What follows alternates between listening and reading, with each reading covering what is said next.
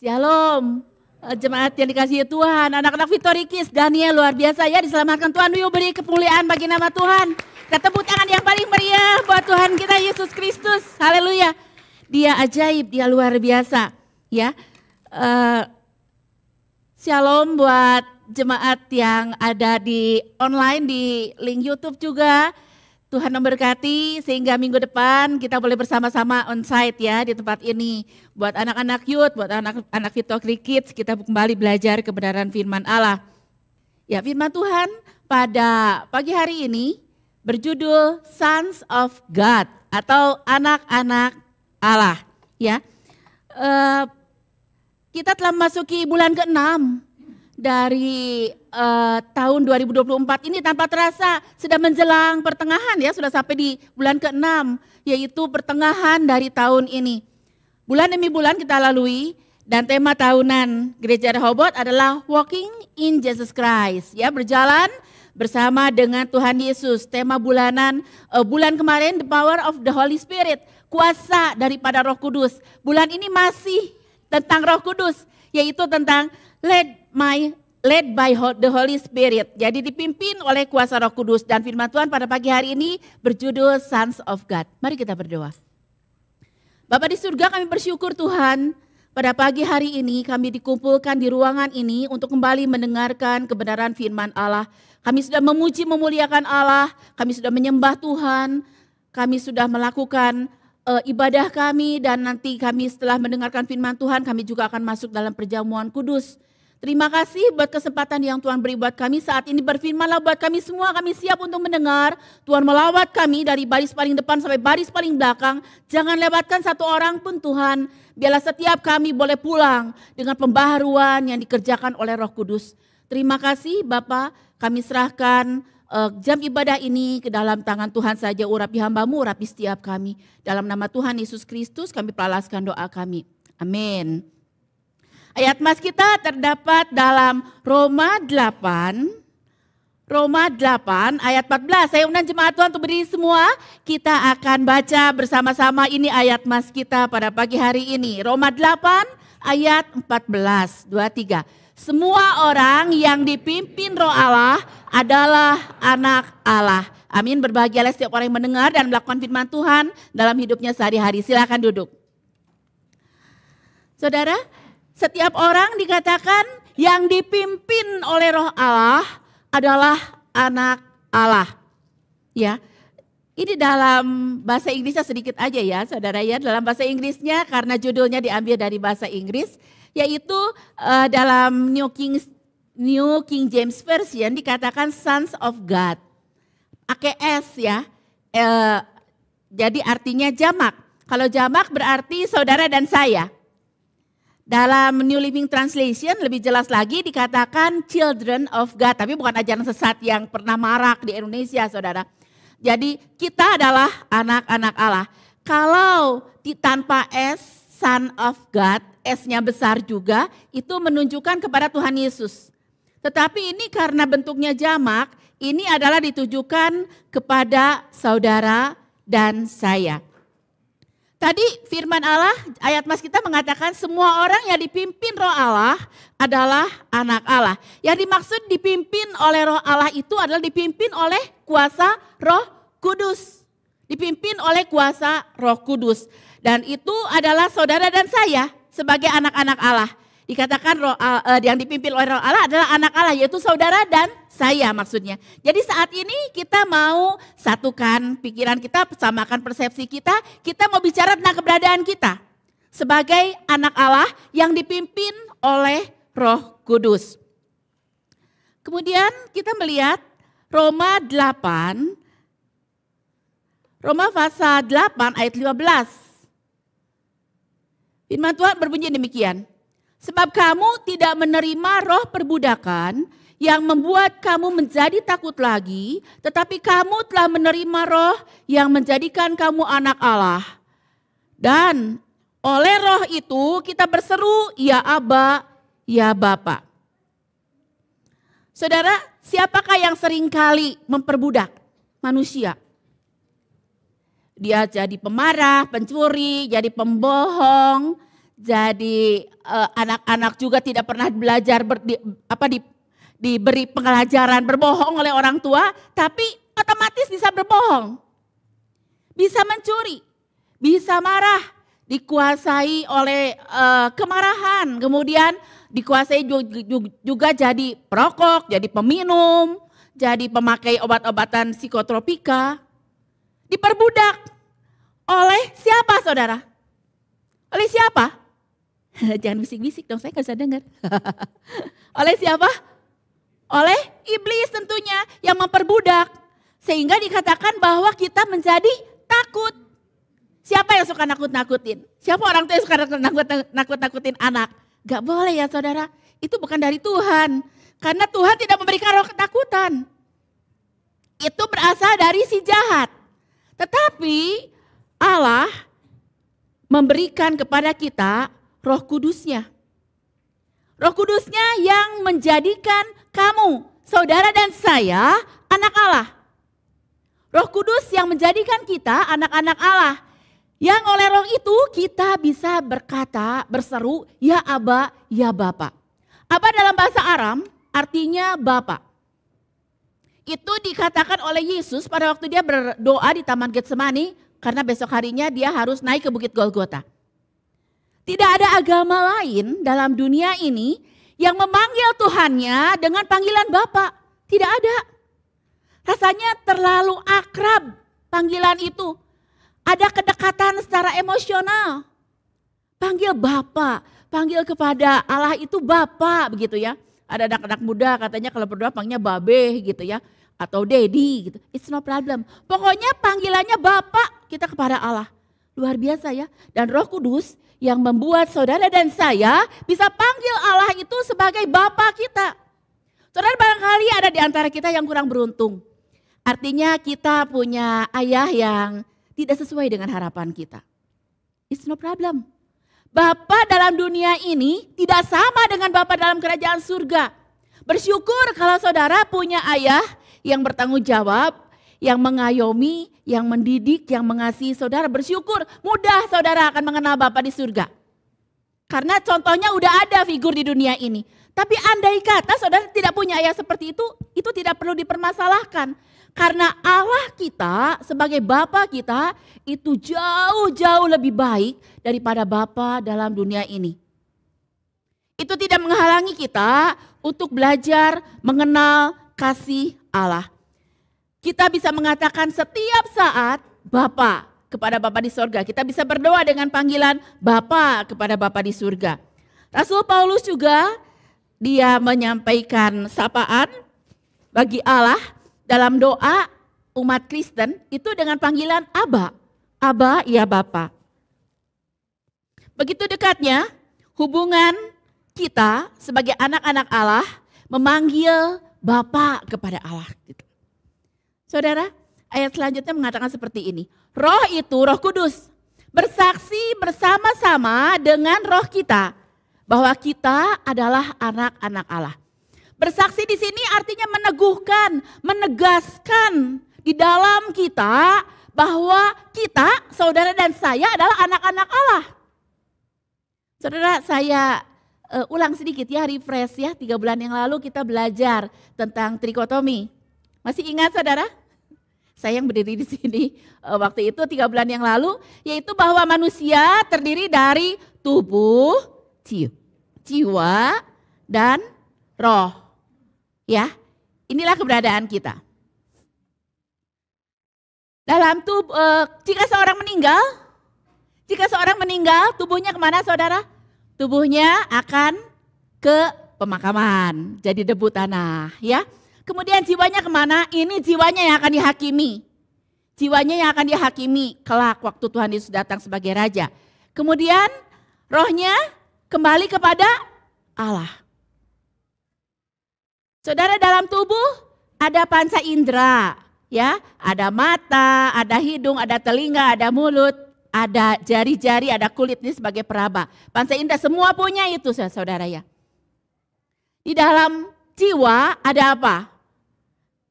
3, pikiran, Ya, saya waktu itu mengatakan, ayo taruh tangannya di atas dahi, pikiran atau akal budi, kemudian perasaan, kemudian atau emosi, kemudian ada kehendak atau keinginan. Saya suruh saudara waktu itu seperti ini, karena kehendak atau keinginan kita biasanya minta kepada Bapa di surga. Ya, itu dalam jiwa. Dalam jiwa ada pikiran atau akal budi, ada perasaan atau emosi, ada kehendak atau keinginan.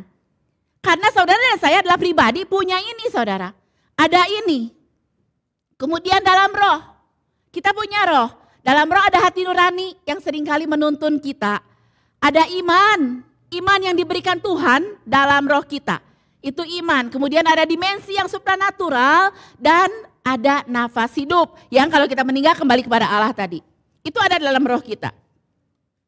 Saudara, kita melihat bahwa di dalam roh kita ada roh yang memberi kehidupan, yaitu roh Allah sendiri yang kalau kita meninggal pulang ke Bapa, kembali kepada penciptanya. Dan ada roh kudus. Roh kudus itu ada di dalam roh kita saudara. Nah tadi ayat tadi mengatakan roh bersama-sama dengan roh kita bersaksi bahwa kita adalah anak Allah. Roh kudus menegaskan, roh kudus meneguhkan bahwa saudara dan saya adalah anak-anak Allah. Saudara, dalam tubuh ada panca indera, itu ada jendela, ada pintu saudara. Ada pintu ke jiwa. Jadi kalau di tubuhnya ada panca inderanya itu dibiarkan matanya, saya ambil contoh yang paling gampang aja ya. Senang pornografi saudara, jiwanya mau tidak mau akan rusak. Perasaan, pikiran, kehendaknya akan rusak. Kemudian rohnya juga, itu ada pintu juga ke roh. Rohnya tidak bisa menyembah Allah. Karena bayangan-bayangan film-film yang tidak karu-karuan itu masuk di dalam dirinya. Padahal seharusnya dalam roh itu ada Kristus, ada Roh Kudus, dan kita sudah diperbaharui di dalam Tuhan. Galatia 4 ayat 7 mengatakan demikian. Jadi kamu bukan lagi hamba, melainkan anak.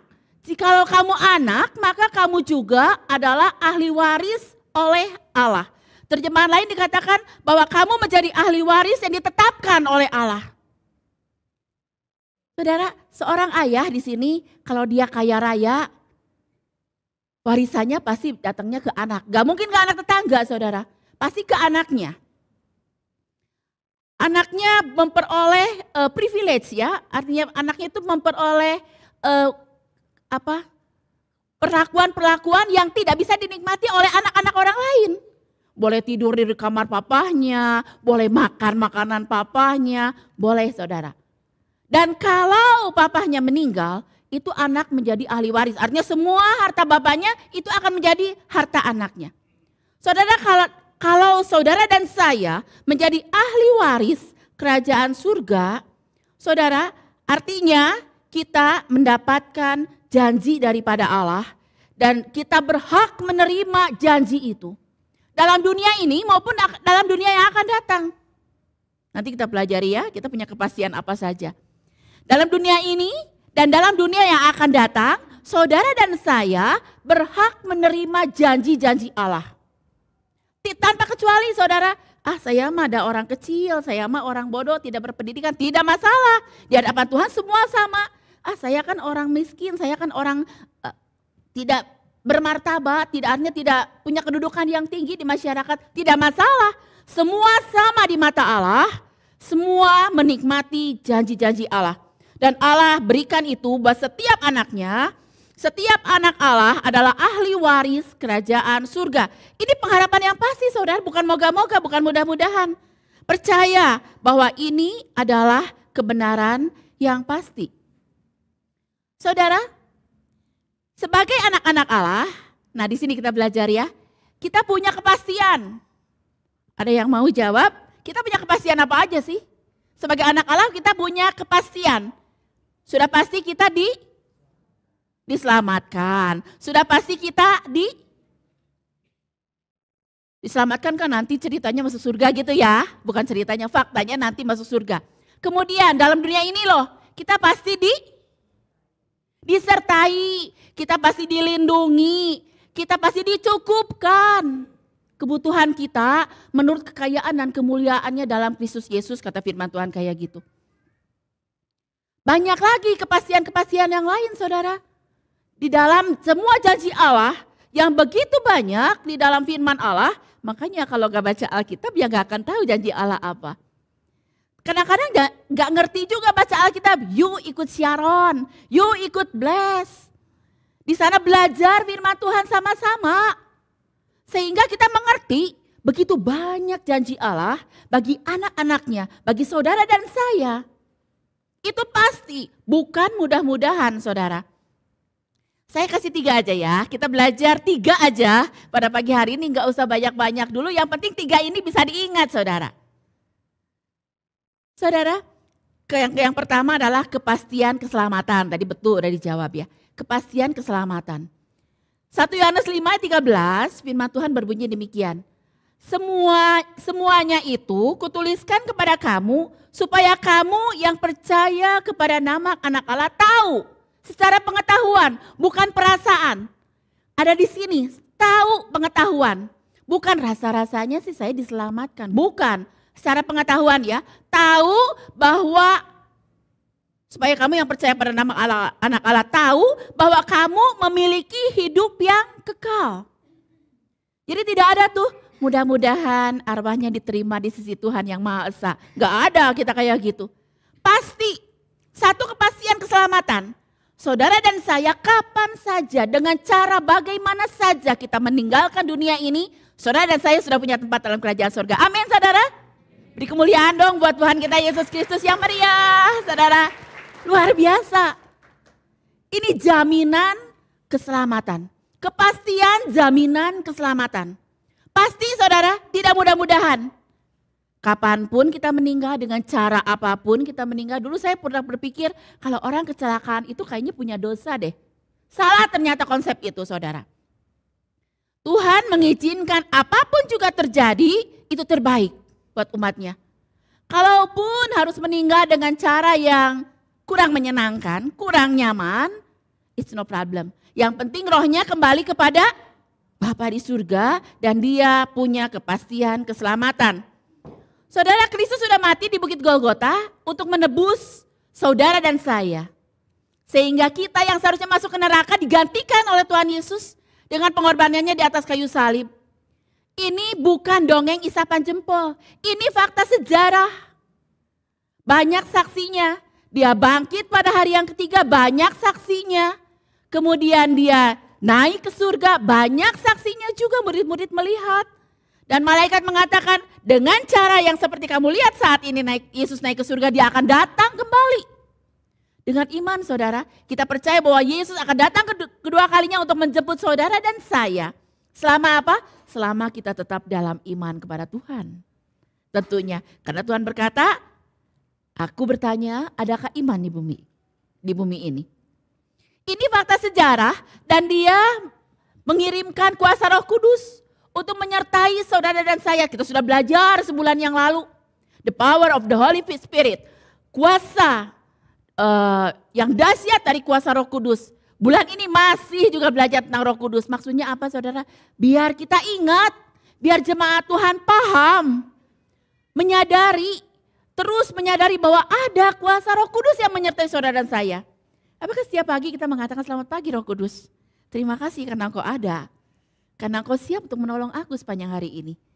Terima kasih karena Engkau menghibur aku pada saat aku berduka. Pada saat aku keluar air mata.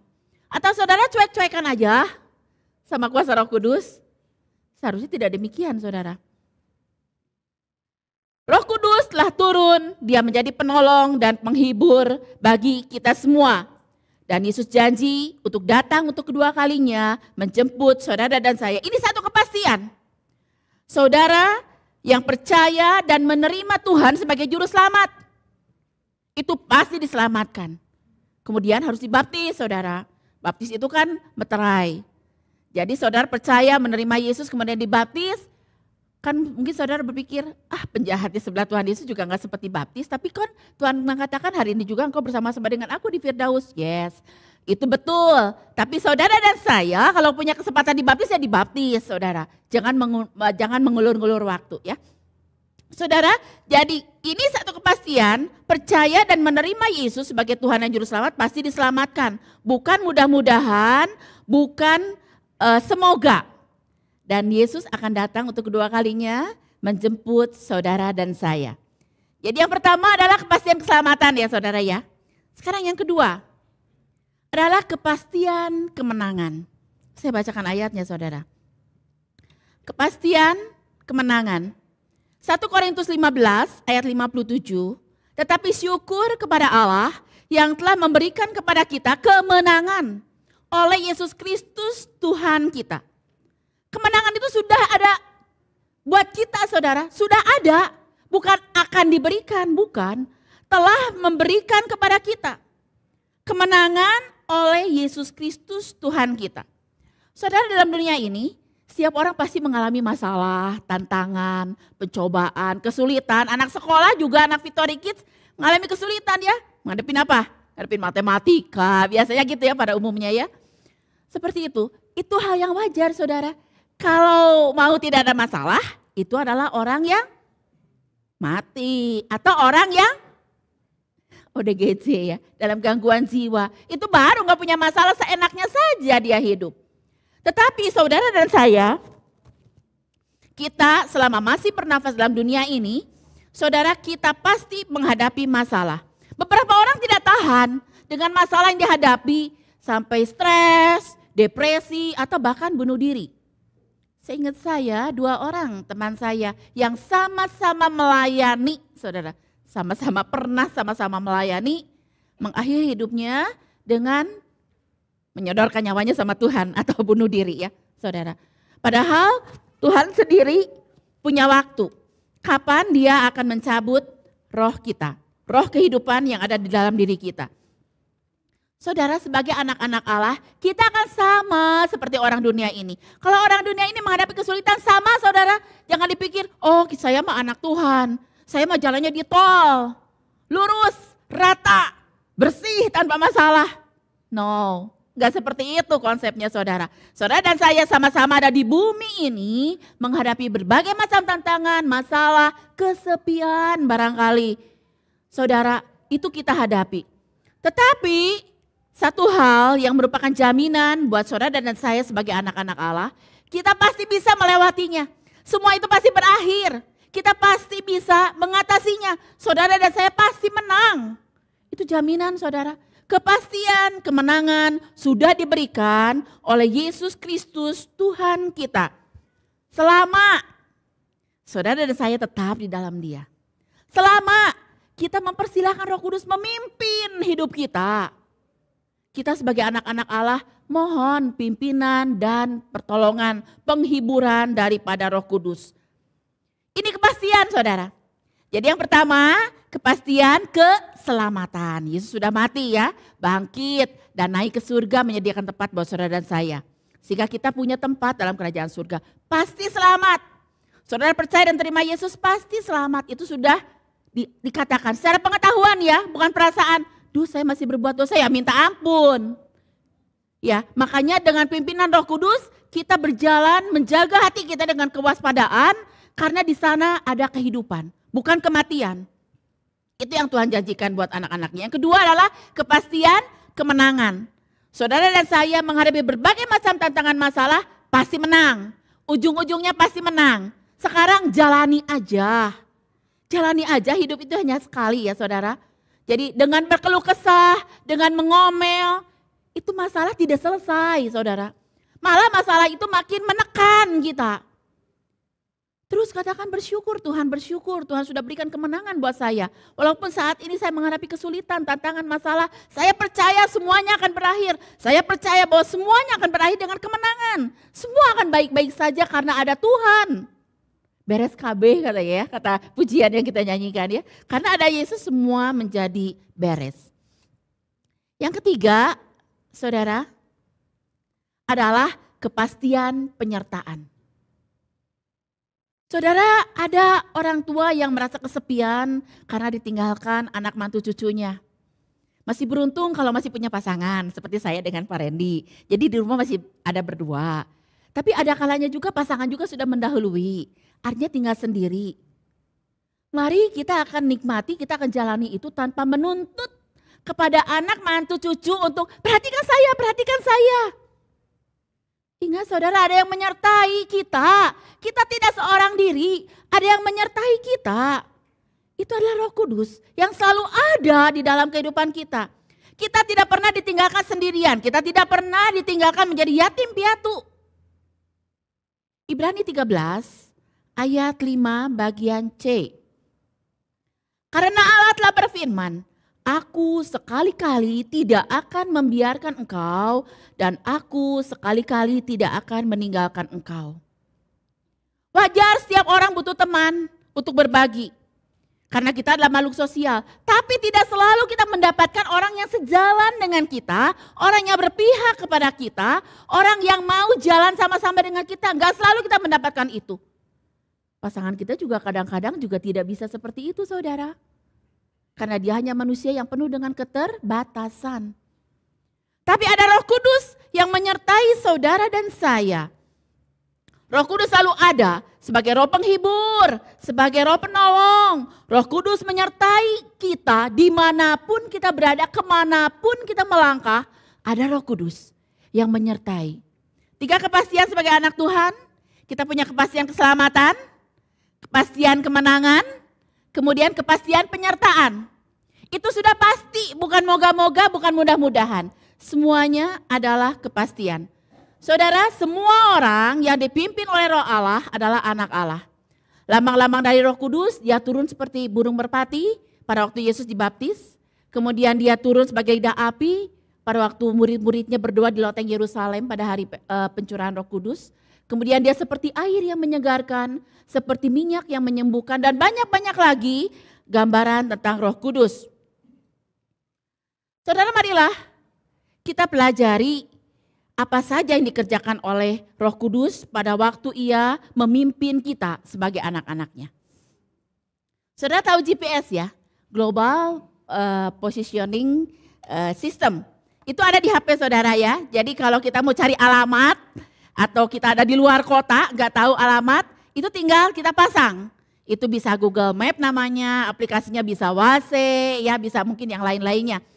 Saudara, itu adalah sistem navigasi yang berbasis satelit yang memungkinkan pengguna kita yang menggunakannya untuk menentukan lokasi geografis dengan akurasi yang tinggi di hampir semua tempat di muka bumi ini, seluruh dunia saudara, bukan cuma Bandung, bukan cuma Indonesia, tapi seluruh di dunia ini.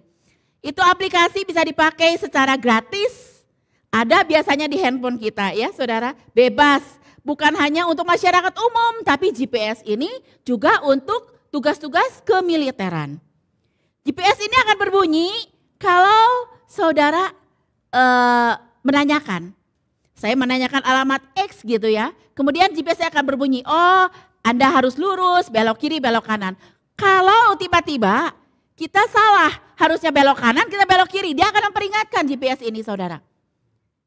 Di depan ada putaran, silakan ada berputar untuk berbalik. Begitu biasanya katanya. Tapi kalau saudara ada di jalan tol yang lurus, itu GPS biasanya sunyi, sepi, nggak bunyi apa-apa.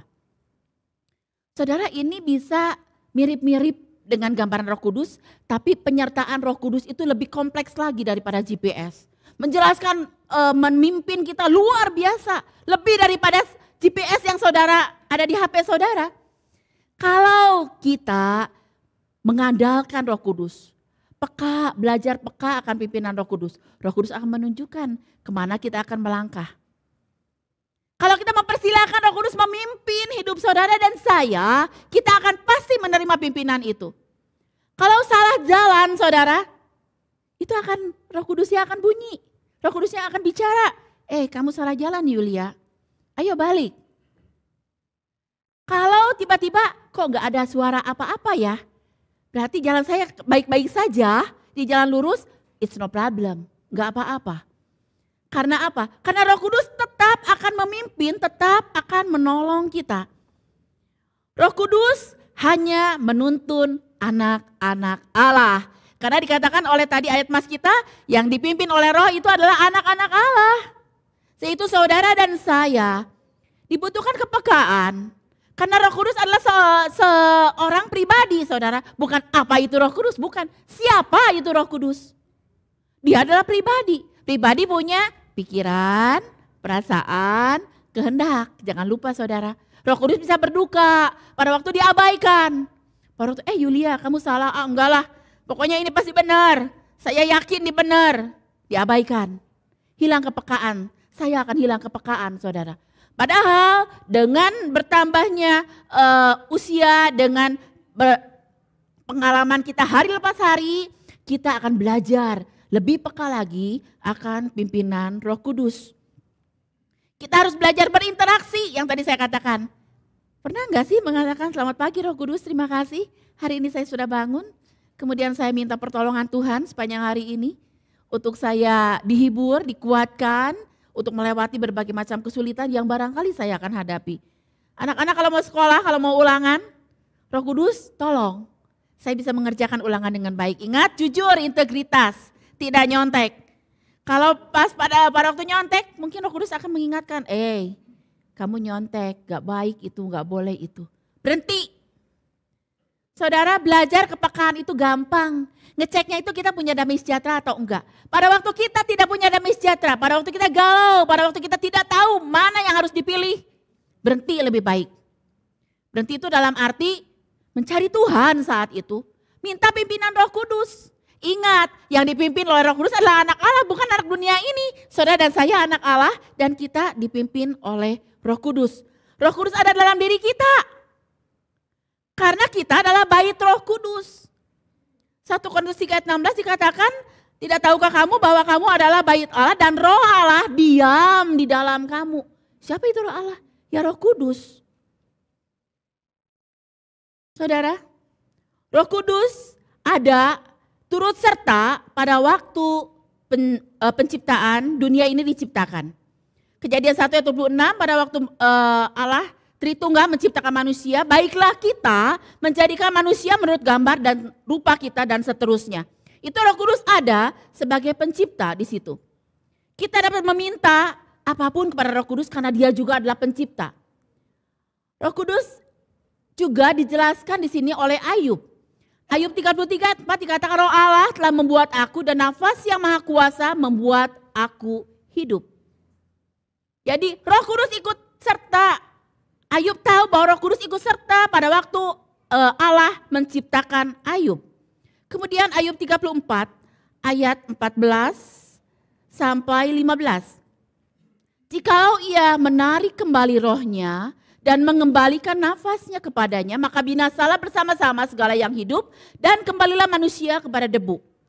Saudara, ada dua roh di situ di ayat 14. Ia menarik kembali rohnya dan mengembalikan nafasnya kepadanya. Nafas hidup itu roh kita sebagai manusia. Itu dikembalikan kepada Allah. Kemudian Allah juga menarik rohnya, Roh Kudus. Maka dikatakan binasa semua yang hidup kembali menjadi debu. Itulah kematian. Ayub sudah menyampaikan ini jauh-jauh hari saudara. Dan Yesus berkata seperti ini saudara. Namun benar. Yang kukatakan ini kepadamu adalah lebih berguna bagi kamu jika aku pergi. Sebab jikalau aku tidak pergi, penghibur itu tidak akan datang kepadamu. Tetapi jikalau aku pergi, aku akan mengutus dia kepadamu. Pada waktu Yesus berada di Timur Tengah, saudara bersama dengan murid-muridnya, semuanya serba terbatas. Yesus tidak bisa ada di Indonesia. Yesus tidak ada bisa bersama-sama dengan kita.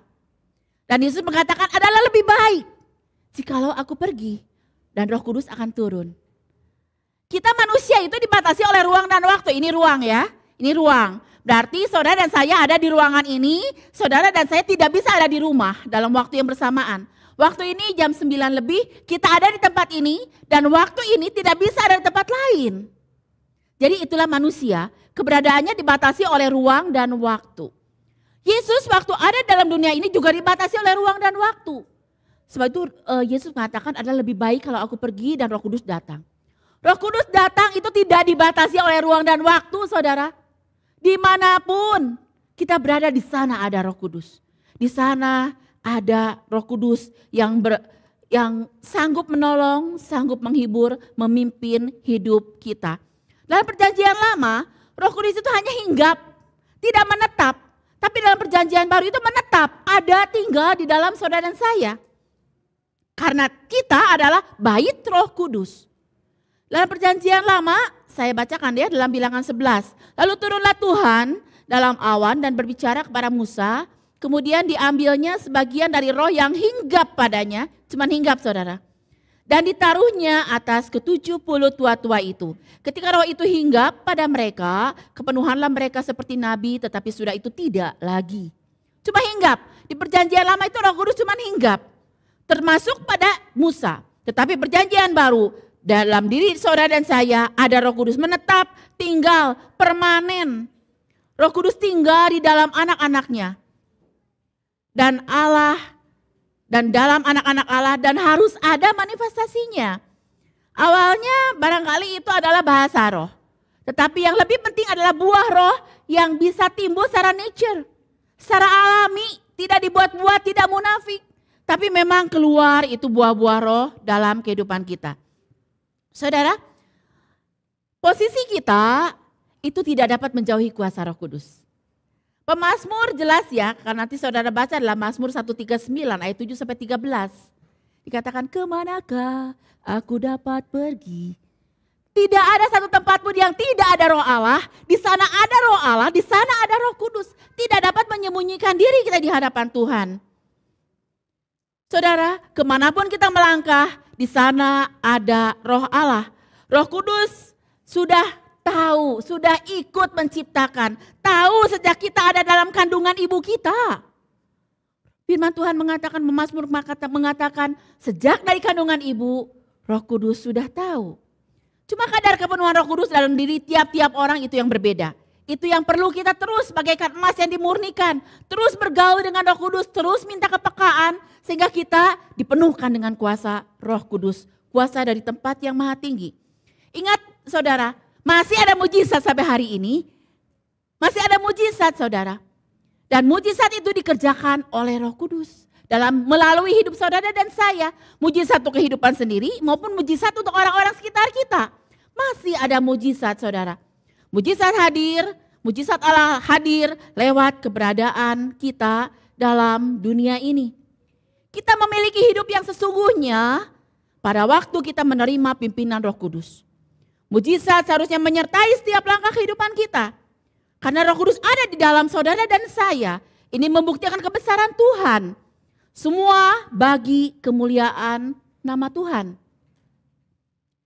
Hidupku menggenapi firman-Nya. Tanda mujizat sertai tiap langkahku. Kau bersamaku di dalamku. Jadi bukti kebesaran-Mu. Saudara, hidup kita adalah menggenapi firman Allah. Dalam hidup kita ada Roh Kudus. Roh Kudus minggu lalu ya Lala sudah menyampaikan, saya hanya mengulang saja. Menginsiapkan dunia akan dosa, menginsiapkan dunia akan kebenaran, akan penghakiman. Ya, itu Yohanes 16 ayat 8. Menolong kita untuk percaya kepada Yesus dan menerima Yesus sebagai juru selamat. Jadi saudara, kalau saudara dan saya ada di tempat ini, bukan karena kita gagah, bukan karena kita hebatnya saya mau datang pada Tuhan, tidak saudara. Semua karena Roh Kudus yang menuntun kita sehingga menerima keselamatan daripada Tuhan, menuntun hidup kita, saudara dan saya ada di ruangan ini untuk beribadah bersama-sama. Kemudian dia mengajar, mengingatkan, apa yang diajarnya? Firman Tuhan. Sama seperti murid di sekolah belajar dari tidak tahu menjadi tahu. Roh Kudus mengajar kita firman Tuhan. Jadi kalau nggak ngerti firman Tuhan ya panggil Roh Kudus, tolong saya ini nggak ngerti firman Tuhan seperti apa. Selain saudara bisa menghubungi para full timer di gereja, selain saudara juga ikut Sharon atau Bless ya. Saudara, yang penting adalah sinyalnya kita tangkap. Frekuensinya sama. Frekuensi saudara dan saya sama dengan frekuensi Roh Kudus karena dia akan mengajarkan dan mengingatkan kebenaran firman Tuhan dalam hidup kita. Dan selain dia menginsiapkan akan dosa, kemudian dia mengajar dan mengingatkan kita. Yang ketiga adalah dia membantu kita berdoa. Saudara, saya seringkali berdoa bilang pada Roh Kudus tolong saya berdoa sesuai dengan kehendak Allah sehingga doa saya didengar dan dijawab Allah. Masih ada doa-doa yang belum dijawab Tuhan. Masih bertahun-tahun yang lalu saya sudah berdoa, belum dijawab juga sampai hari ini. Masih ada saudara. Karena Roma 8 ayat 26 sampai 27 saya bacakan buat saudara. Demikian juga roh membantu kita dalam kelemahan kita. Sebab kita tidak tahu bagaimana sebenarnya harus berdoa. Tetapi roh sendiri berdoa untuk kita kepada Allah dengan keluhan-keluhan yang tidak terucapkan. Dan Allah yang menyelidiki hati nurani mengetahui maksud roh itu. Yaitu bahwa ia sesuai dengan kehendak Allah berdoa untuk orang-orang kudus. Luar biasa ya saudara. Pada waktu saudara merasa sendiri tidak bisa berdoa, aduh rasanya speechless gitu ya. Gak bisa ngomong sama Tuhan. Saat itu Roh Kudus akan berdoa buat saudara. Dengan keluhan-keluhan yang tidak terucapkan. Karena roh itu datang adalah roh kebenaran yang membawa kita kepada seluruh kebenaran. Kebenaran apa? Kebenaran firman Tuhan. Sekarang bagaimana kita menjalani kehidupan sebagai anak Allah? Kita tentunya perlu bergantung sepenuhnya kepada Tuhan. Bukan kepada harta, bukan kepada kepandaian, bukan kepada kedudukan, bukan kepada fakta, kenyataan hidup kita, bukan. Tapi kita bergantung penuh kepada Allah. Semua itu dalam dunia tidak ada yang bisa diandalkan, semua dapat mengecewakan. Kita tidak perlu takut lagi kepada Tuhan, kita punya keberanian untuk menghampiri Dia. Karena saudara dan saya adalah anak-anak Allah. Percaya hanya pada perkataan Tuhan Yesus saja. Karena Roh Kudus terus akan mengajar, terus akan mengingatkan kita akan kebenaran firman Tuhan. Ini real, ini nyata. Pesan Tuhan pagi ini buat kita sebagai anak-anak Allah adalah kita adalah anak-anak Allah. Jangan pernah ragu-ragu itu saudara. Saudara dan saya adalah anak-anak Allah, ahli waris kerajaan surga. Yang kedua, kita dipimpin oleh Roh Kudus. Ada pribadi Roh Kudus yang menyertai saudara pada waktu saudara dimanapun berada. Pada waktu saudara kesepian, di sana ada Roh Kudus. Dan Roh Kudus itu akan menginsiapkan kita akan dosa. Belajar peka ya saudara, belajar peka akan pimpinan Roh Kudus. Kemudian mengajar, mengingatkan dan membantu kita berdoa kepada Bapa di sorga. Saudara yakin hari ini? Amin. Mari kita berdoa. Terima kasih Tuhan. Karena firman Tuhan pada pagi hari ini mengajarkan kepada kami bahwa kami adalah anak-anak Allah. Telah ditebus, telah dipimpin oleh kuasa Roh Kudus yang menyertai kami. Dan Roh Kudus terus akan menginsiapkan kami akan dosa. Sehingga kami belajar peka akan pimpinan Roh Kudus. Terus mengajar, terus mengingatkan kami akan kebenaran firman Allah. Dan terus membantu kami untuk berdoa dengan benar kepada Bapa. Meteraikan firman Tuhan dalam hati dan pikiran kami Tuhan. Sehingga kami boleh tetap ada di jalannya Tuhan yang lurus, yang rata. Sebagaimana yang Tuhan kehendaki. Terima kasih Tuhan buat kesempatan ini. Dalam nama Tuhan Yesus Kristus kami peralaskan doa kami. Amin.